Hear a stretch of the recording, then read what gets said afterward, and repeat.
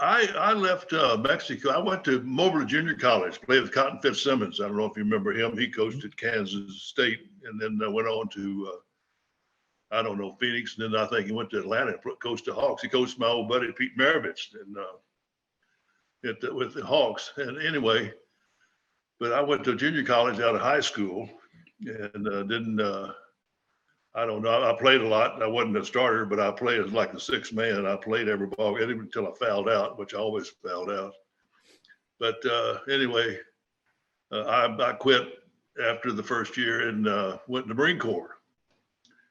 And an old friend of mine, my high school coach, Gary Filbert, who was at the University of Missouri with Norm Stewart and all that. Anyway, he kind of tutored me through. He was in the Marine Corps himself. And anyway, he said, you need to do this. So I joined the Marine Corps and started playing football again in the Marine Corps. And then when I got out of the Marine Corps, I had offers all up and down the West Coast, UCLA. So anyway, I went to Cal State, Los Angeles, and had a couple good years, got drafted in the NFL, ended up playing 12 years. So with San Diego, Buffalo, Miami, and then the New York Jets. And then I played 1 year with in the World Football League. And I was 35 years old. I had to get out. So, but anyway, that's pretty much where it's been. I played 3 years in San Diego, 5 in Buffalo, 2 in Miami, 1 with the Jets, and then 1 in the World Football League. So I had 12 years. And the 2 years in Miami was 72 and 73, which we won Super Bowl 7 and 8. So that was kind of and I had retired after the 71 season in Buffalo. We were 1 and 13. And during my 5 years in Buffalo, I played 5 different positions, and we had 3 different head coaching changes. And so I was just kind of frustrated. But anyway, I retired. Shula traded for me. And so I go to Miami and end up playing another 4 years and winning 2 Super Bowls. So it's kind of a Cinderella thing, Do you have the Super Bowl ring with you? Yeah. Yeah, I got, this is the perfect season. I don't know if you can see it or not, wherever it is. It's it's the only one in history of the league, the perfect season. It was we had 7 guys that ended up in the Hall of Fame, and we were selected 2 years ago as the greatest team in the history of the National Football League. That's pretty special. When you think back to that season, what comes to mind? Probably the way that Coach Shula did things. I think he was the reason that the Miami Dolphins were so successful. There's no question about that. He surrounded himself with probably the greatest gathering of assistant coaches at that point in time. Bill Arnsparger was our defensive coordinator. Howard Schnellenberger was the offensive coordinator. Shula coached the quarterbacks and the running backs.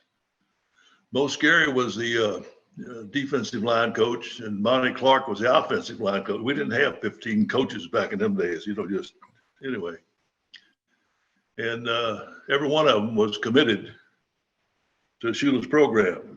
And he was he was a disciplinarian and very demanding, but he never demanded more of anyone than he did of himself.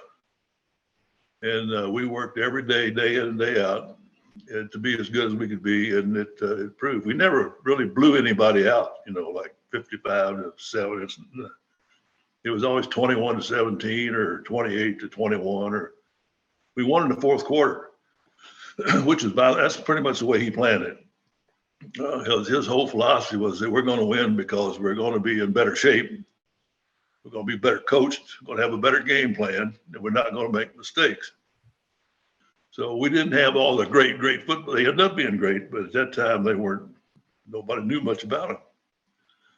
And so that's pretty much the way it was. But he took a team that in 1969 was the worst football team in football.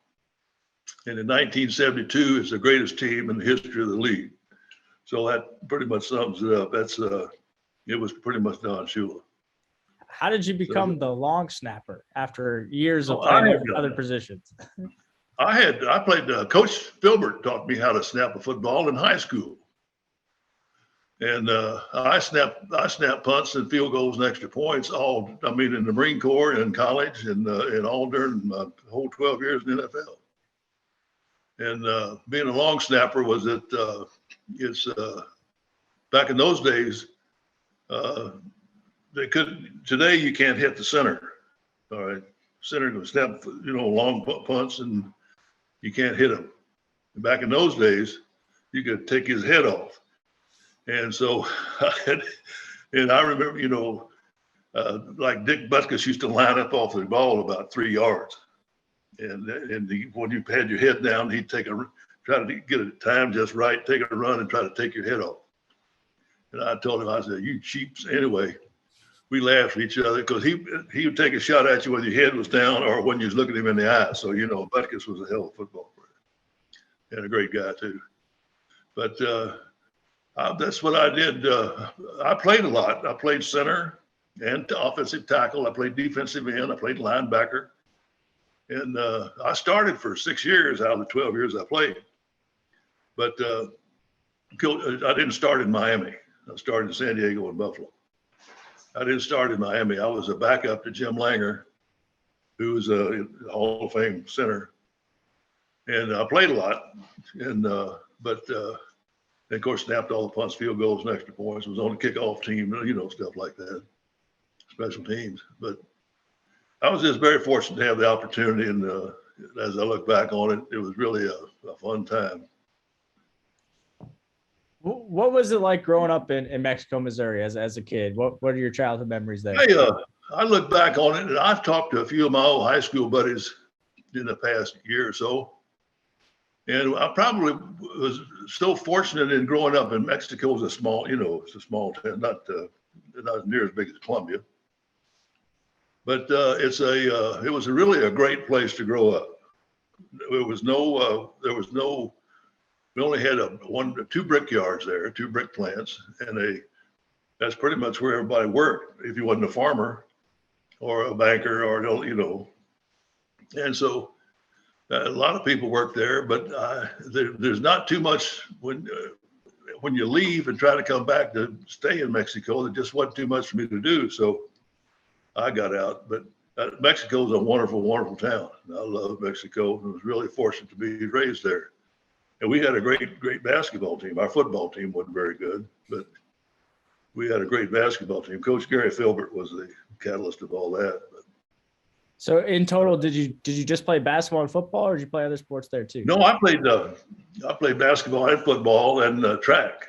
I was through the shot put and discus, and I was all state in track in my senior year, but I didn't. Matter of fact, I didn't even make all state in football. I think I was all conference or something, or all district. I don't know, but anyway, I was 6'6", weighed 190 pounds.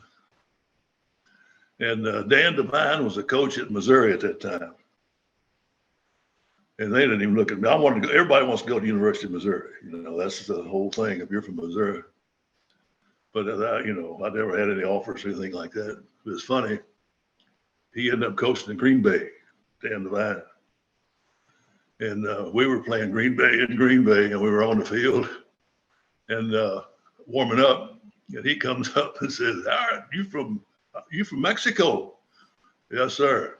"How do we miss you?" And I said, "You sure wasn't looking too hard, man, because I wasn't much there to start with." But anyway, we had a lot of fun about it. He's a great guy too. That's awesome. So, that's a fun story. But I was very fortunate through my whole career. It's been kind of a mixed thing, but athletically, I played till I was 35 years old. And then when I quit football, I got a real estate business, and been very fortunate, done well with it. And so I've had a terrific ride, to tell you the truth. It's been one terrific life. So my wife and I, we have 2 kids. two boys and 3 grandsons, and they're all hunters and fishermen, and they played, high school football. And I tried to tell them, you don't want to play this game after high school. I'm telling you. So anyway, I'm thank God they don't play, But I got 2 of them at Texas A&M, and one of them just graduated from Texas State. And most of my 2 sons went to SMU. That was back in the days when SMU had the death knell against them. They couldn't play football, when it was. Mm-hmm. But anyway, I've had one terrific life, and we really have been very fortunate. So you guys are hosting a Super Bowl party tomorrow, I understand? Yeah, we always have a little get together. Old friends and stuff come over, and things. Everybody wants to know who's going to win. I got no idea who's going to win. I'm always for the American Conference, because that's where I played my whole career. But it should be a pretty good football game, to tell you the truth. I think it's pretty 2 well-matched teams. Cincinnati's come on very strong. But I did know this kid from LSU. I lived in Baton Rouge, Louisiana. My wife and I lived there 50 years. And we just moved to Texas here in the last few years. But LSU's had a great football program over there. And this kid is he's a one fine young man. So they got a couple LSU kids on both squads. I think the Rams have a couple, and Cincinnati has a couple. So, but it's going to be a good ball game, I think. I don't think it'll be a blowout. What do you remember about your Super Bowl? The first one in '72, the 50th anniversary, obviously this year. I guess it was also in Los Angeles, and I think yes, it was. Your wife said it was a hot day. It was warm. It was warm that day, but it wasn't really hot. But we were the underdog. The Redskins were picked to beat us, and we won 14-7, and really actually had a touchdown call back and had a field goal. It was a weird field goal that Garrow had kicked, and it was blocked. He hit it low, and somebody stuck the hand up anyway. And they recovered it and went for a touchdown. Other than that, we should have won the ball game 24-0. That was when you look at it objectively, or when you look at it subjectively, like they do. Redskins, I got a bunch of old Redskins buddies. They could have beat us. See, so anyway, it's kind of a fun thing. We get together and talk about it. But it's good barroom talk. Do you think anyone will ever go undefeated, win the Super Bowl again? It was. I think it probably is going to happen. It would be tough today because you got to play 17 ball games, and see, we only played 17 for the whole season. That's the playoff, the championship, and the Super Bowl. We played 14 regular season games. So when you're playing 17 regular season games and then 3 playoff, very, very, very difficult. I mean, it's hard to. It could be done. There's no question about that. New England almost did it. They won 18 and got beaten in the Super Bowl. And I had a sports writer call me the night after it was late, after the Giants had won, and asked me what I thought about their football team. I told him I thought they had one of the best football teams in football ever. And he said, well, how do you think your old Dolphins would do against the Patriots? And I said, well, they'd probably beat us by 3 touchdowns. And he said, really? I said, well, we're 60 years old. And he started laughing. I said, hell yeah, we'd beat them. What do you think you want me to say, man? But anyway, it was it'd be very difficult, I think.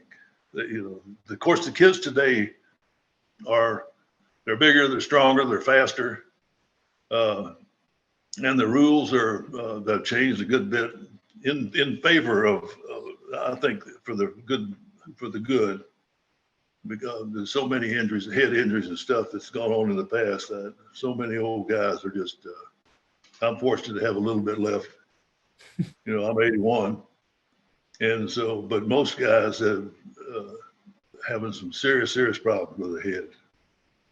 Yeah. My wife's been having problems with my head for the last 40 years, but that's a different deal. Hey, you look great. You made it to 81. What was Don Shula's celebration of life like for you to be back at? It was one terrific thing. Larry Zonka gave a little talk and was really very moving. Of course, Zonka's a great speaker, and but he told a story that kind of summed up what Shula was all about. And that story was we were playing Oakland in Oakland, and this was a big ball game. I mean, we had been undefeated, and we were our losing streak. We never had a losing streak. This would be the first ball game. They ended up beating us, but anyway, this would be the extend our winning streak. So we were out there, and the Oakland, they got out there the day before to have our workout, and they were doing work on the visitors' locker room. So we had to dress in Oakland's locker room.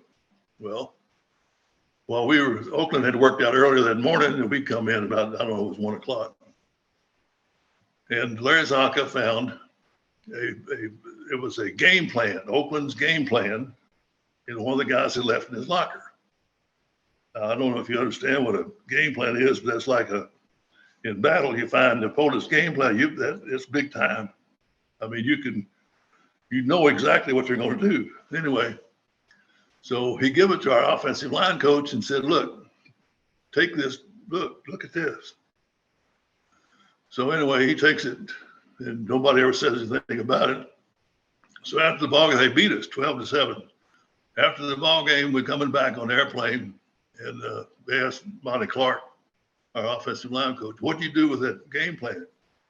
He said, well, I give it to the old man. I said, what do you do with it? He looked at it and he said, he threw it in the waste can.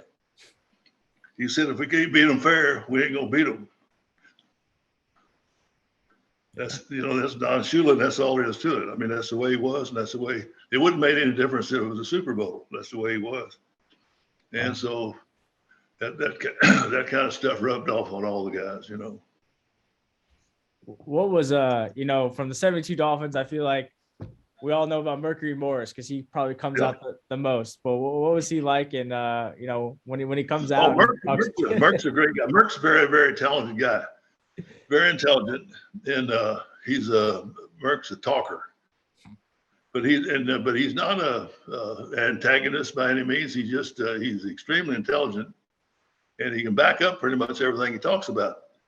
And he's a great speaker. And we get together every year. Matter of fact, we're going to play in a golf tournament here in the next month. Well, actually, the 1st of April in Naples, and we'll get together.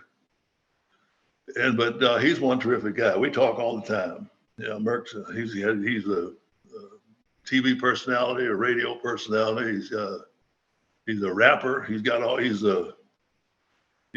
really a very, very sharp guy. Everybody is. Matter of fact, we just come back. My wife and I, we just come back. We went fishing with Zonka and Audrey in Alaska back in July. We were up there and spent a week with them. And Zonka lives up there, but he moved now. He moved back down to the States. But we went up there and spent a week and had fished and went out in the wilds. And anyway, it was a fun time. But we get together every year somewhere, somehow.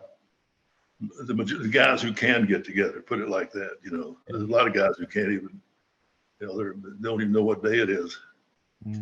It's a sad thing, but it's part of the game. You're living in Houston, correct? Houston, yes. We lived in Baton Rouge for 50 years, my wife and I. We've been married 57 years, and we moved over here about 7 years ago. And because all reason we moved over here is because our kids, 2 sons were here in Houston, and grandsons and all that. So we moved over here, and I like Houston. Houston's a great place. Got some good golf courses, and that's pretty much. We live on Lake Houston, and so. But we have it's been a good move. We don't travel that much. I mean, my wife likes to travel. I have a little tough time getting around, sitting in those airplanes. It kind of eats me up. But she's still a goer. She's a scuba diver and a skydiver, and matter of fact, she went cave diving in Mexico. And but anyway, she was kind of a little adventurous, you know. Mexico, the country, right? Not Mexico, Missouri. No, Mexico. I'm talking about Yeah. down in you know, where they used to where they filmed that. What was that movie? The I don't know. The what? Oh, the Blue Lagoon. Okay. She went down. She was down diving in those caves back there. You know. No, I say anyway. It's crazy, but she said I'm not very adventurous. I said, Yeah. well, I've been down on about 400 kickoffs in the NFL. That's about as adventurous as I want to get. I don't think it gets much more adventurous than that. That's pretty good. That's pretty adventurous, I'll tell you. Well, is there anything else I haven't asked that maybe I should have? No, man, I appreciate you calling. It's been I haven't been back to Mexico in a long time, but I have my sister who lives in Voss with her husband, and my cousin. I have a cousin that lives in Columbia, Shirley Farah. She was at the University of Missouri. She was a nursing program there, been there for years and years. And I still have a few kinfolks back in Missouri, but I haven't been back to Mexico for oh Lord, I hadn't been maybe 1980 or something, 79. I don't know. Been a long time. But I always loved Mexico. Mexico is a great little town. I was very, very fortunate to have to be born there and raised there. So